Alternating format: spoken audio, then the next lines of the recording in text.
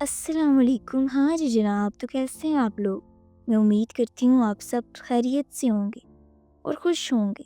میں بھی اللہ سے یہی دعا کرتی ہوں کہ اللہ آپ کو خوش رکھے اور آپ کی تمام جائز حاجات کو پورا کرے اور تمام پریشانیوں کو دور کرے، اور جو آپ کے اور میرے پیارے اس دنیا میں نہیں ہیں ان کی مغفرت فرمائے۔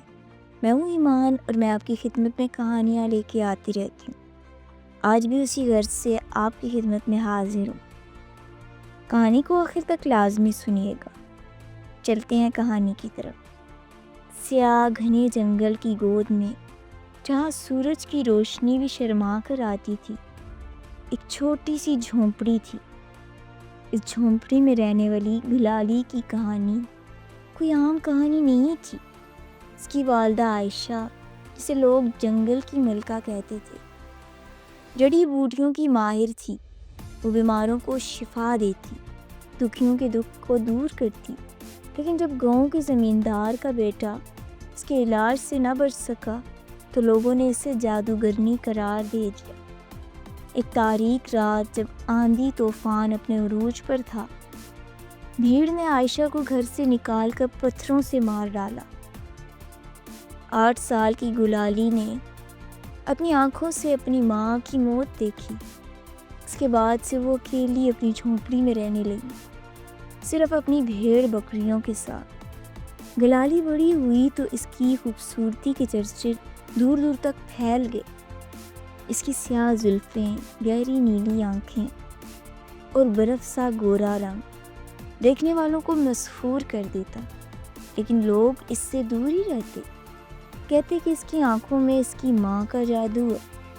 ایک شام جب سورج ڈوب رہا تھا اور جنگل سرخ سنہری رنگوں میں نہا رہا تھا، گلالی اپنی بھیڑ بکریوں کو چرا رہی تھی۔ اچانک ایک زوردار آواز سے وہ چونک گئی۔ ایک مہنگی گاڑی درختوں سے ٹکرا کر رک گئی۔ مدد کر دو پلیز، ایک خوبصورت نوجوان گاڑی سے نکلا۔ اس کا نام عمران تھا۔ شہر کی چمک دمک اس کے کپڑوں سے جھلک رہی تھی۔ گلالی نے پہلے تو مدد سے انکار کر دیا، لیکن عمران کی منت سماجت پر اسے اپنی جھونپڑی میں پناہ دینی پڑی۔ رات بھر بارش ہوتی رہی۔ عمران نے گلالی کو اپنی کہانی سنائی۔ وہ قطر میں ایک بڑی کمپنی میں کام کرتا تھا۔ اس کی باتیں، اس کا لہجہ، اس کی تہذیب، سب کچھ گلالی کے لیے نیا تھا۔ پہلی بار کسی نے اس سے اتنی عزت سے بات کی تھی۔ عمران اب اکثر جنگل کے راستے سے گزرنے لگا۔ کبھی اس کی گاڑی خراب ہو جاتی، کبھی راستہ بھول جاتا۔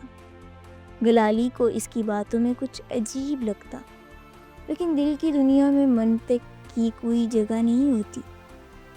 ایک دن عمران نے گلالی کو پہلا تحفہ دیا، ایک خوبصورت ریشمی دوپٹہ۔ گلالی نے پہلے لینے سے انکار کیا، پھر عمران کی اصرار پر قبول کر لیا۔ اسی دن پہلی بار ان کی آنکھیں ملی اور دونوں کے دل میں پیار کی پہلی کونپل پھوٹی۔ اب عمران روز شام کو آتا۔ دونوں جنگل کی گہرائیوں میں گھنٹوں باتیں کرتے۔ عمران اسے شہر کی کہانیاں سناتا اور گلالی اسے جنگل کی راز بتاتی۔ پیار پروان چڑھنے لگا، لیکن گاؤں والوں کو یہ سب اچھا نہیں لگا، خصوصاً زمیندار کا بیٹا اکبر، جو کب سے گلالی کو اپنی ہوس کا نشانہ بنانا چاہتا تھا۔ اس نے گاؤں میں افواہیں پھیلانا شروع کر دی کہ گلالی نے عمران پر جادو کر دیا ہے۔ ایک رات گلالی نے عمران کو کچھ اجنبی لوگوں سے بات کرتے سنا۔ وہ کسی بڑے کاروبار کی بات کر رہے تھے۔ گلالی کو شک ہوا، اس نے چپکے سے ان کی باتیں سنی۔ اسے پتہ چلا کہ عمران ایک بین الاقوامی منشیات مافیا کا حصہ ہے، اس جنگلی علاقے کو اپنے ناجائز کاروبار کے لیے استعمال کرنا چاہتا ہے۔ گلالی کی دنیا تباہ ہو گئی۔ جس شخص پر اس نے اپنا دل، اپنی روح لٹا دی تھی، اسے صرف استعمال کر رہا تھا، لیکن اب دیر ہو چکی تھی۔ عمران کی گروہ نے پورے علاقے کو اپنے جال میں جکڑ لیا۔ گلالی نے اپنی ماں کی ڈائری نکالی، اس میں جڑی بوٹیوں کے کئی راز چھپے تھے۔ رات کو چپکے سے جنگل میں نکلتی، خطرناک پودے اکٹھے کرتی۔ اس نے اپنی ماں کی طرح زہریلے نشے بنانے شروع کر دیے۔ اس دوران عمران اسے قتل لے جانے کی باتیں کر رہا تھا۔ گلالی نے ظاہری طور پر ہاں کر دی۔ عمران خوش تھا کہ اس کا پلان کامیاب ہو رہا ہے۔ اسے کیا پتا تھا کہ گلالی کے دل میں کیا پک رہا۔ ایک تاریک رات جب چاند بھی بادلوں میں چھپا ہوا تھا، عمران نے اپنے پورے گروہ کو جنگل میں ایک تقریب کے لیے بلا لیا۔ گلالی نے ان کے کھانے میں اپنا خاص نشہ ملا دیا۔ پہلے تو سب کو نشہ چڑھا، پھر ایک ایک کر کے سب کی سانس رک گئی۔ عمران کو جب ہوش آیا تو دیکھا کہ وہ ایک غار میں بندھا ہوا ہے۔ سامنے گلالی کھڑی تھی، اس کی آنکھوں میں وہی جادوئی چمک تھی جو اس کی ماں کی آنکھوں میں تھی۔ تم نے سوچا تھا کہ تم مجھے استعمال کر لو گے؟ گلالی نے پوچھا۔ میری ماں کو لوگوں نے اس لیے مارا تھا کہ وہ لوگوں کی مدد کرتی تھی۔ آج میں وہی کروں جو مجھے کرنا چاہیے تھا۔ اگلی صبح پولیس کو جنگل میں سے کئی لاشیں ملی۔ عمران کی لاش سب سے آخر میں ملی۔ اس کے چہرے پر خوف کے نشان تھے۔ گلالی کا کہیں کوئی سراغ نہ تھا۔ اس کی جھونپڑی جل کر راکھ ہو چکی تھی۔ لیکن یہ کہانی یہیں ختم نہیں ہوئی۔ لوگ کہتے ہیں کہ آج بھی جب پورا چاند نکلتا ہے، جنگل سے بھیڑ بکریوں کی آوازیں آتی ہیں، کوئی خوبصورت لڑکی دکھائی دیتی ہے اور درختوں پر گھومتی دکھائی دیتی ہے۔ گاؤں کے ظالم لوگ جو غریبوں پر ظلم کرتے ہیں اچانک بیمار پڑ جاتے ہیں اور غریب لوگوں کے گھروں میں شفا کی جڑی بوٹیاں پہنچ جاتی ہیں۔ کہتے ہیں کہ گلالی اب اس جنگل کی روح بن گئی ہے۔ وہ مظلوموں کی مددگار اور ظالموں کی دشمن ہے۔ اس کی کہانی آج بھی لوگوں کو خوفزدہ کرتی ہے۔ یہ یاد دلاتی ہے کہ محبت کے نام پر دھوکہ دینے والوں کا انجام کتنا خوفناک ہو سکتا ہے۔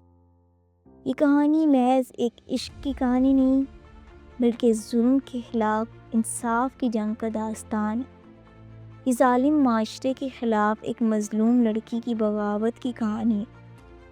یہ بتاتی ہے کہ محبت کتنی خوبصورت ہو سکتی ہے اور دھوکے کا بدلہ کتنا خوفناک ہو سکتا ہے۔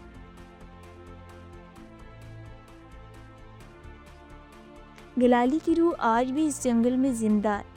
وہ ہر مظلوم کی آواز ہے، ہر ظالم کے لیے عبرت ہے۔ اس کی کہانی ہمیں سکھاتی ہے کہ انسان کی فطرت میں نیکی اور بدی دونوں موجود ہیں۔ یہ ہمارا فیصلہ ہے کہ ہم کس راہ پر چلتے ہیں۔ مزید ایسی کہانیاں سننے کے لیے میرے ساتھ بنے رہیں اور میرے چینل کو ضرور سبسکرائب کریں۔ آپ کا بہت بہت شکریہ۔